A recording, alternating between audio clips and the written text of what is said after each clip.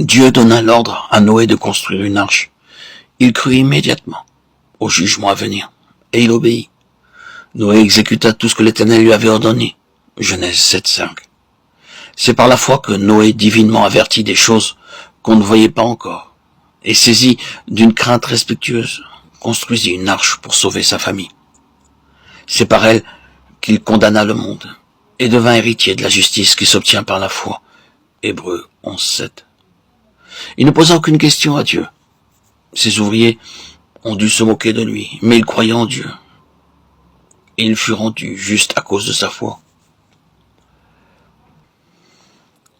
On se moque peut-être aussi de nous à cause de notre foi, mais de telles expériences ne feront que fortifier notre foi. Abraham était prospère et riche à Our en Chaldée, lorsque Dieu lui dit de quitter la ville et de se rendre en un lieu inconnu. Il obéit aussitôt. Beaucoup lui ont peut-être demandé où il allait se rendre. Il leur a certainement répondu qu'il l'ignorait.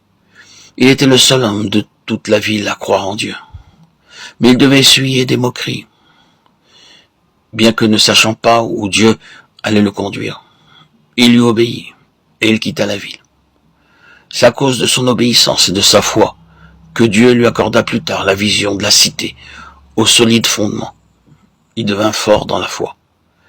C'est par la foi qu'Abraham, lors de sa vocation, obéit et partit pour un lieu qu'il devait recevoir en héritage, et qu'il partit sans savoir où il allait.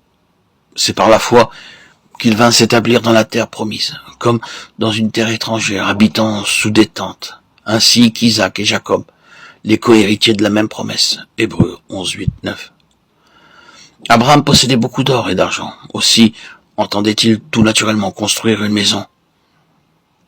Mais Dieu ne le lui permit jamais, tout au long de sa vie, ni d'acheter un terrain. Il a dû vivre sous des tentes, comme pèlerin et étranger. Mais il eut une vision de la cité céleste dans laquelle il devait demeurer un jour. C'est par une foi forte, active et vivante que nous sommes aussi appelés à voir la gloire de la cité céleste, où nous avons une part. De la même façon, Dieu a longtemps maintenu Sarah stérile. Quoi qu'il puisse nous arriver, cela a pour but de nous faire acquérir une foi forte. Sans une telle foi, nous ne connaîtrons jamais la grandeur de notre salut.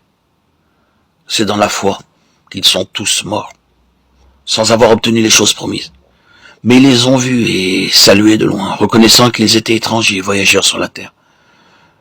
Ceux qui parlent ainsi montrent qu'ils cherchent une patrie. S'ils avaient eu en vue celle d'où ils étaient sortis, ils auraient eu le temps d'y retourner. Mais maintenant, ils en désirent une meilleure, c'est-à-dire une céleste. C'est pourquoi Dieu n'a pas honte d'être appelé leur Dieu, car il leur a préparé une cité. Hébreux 11, 13, 16.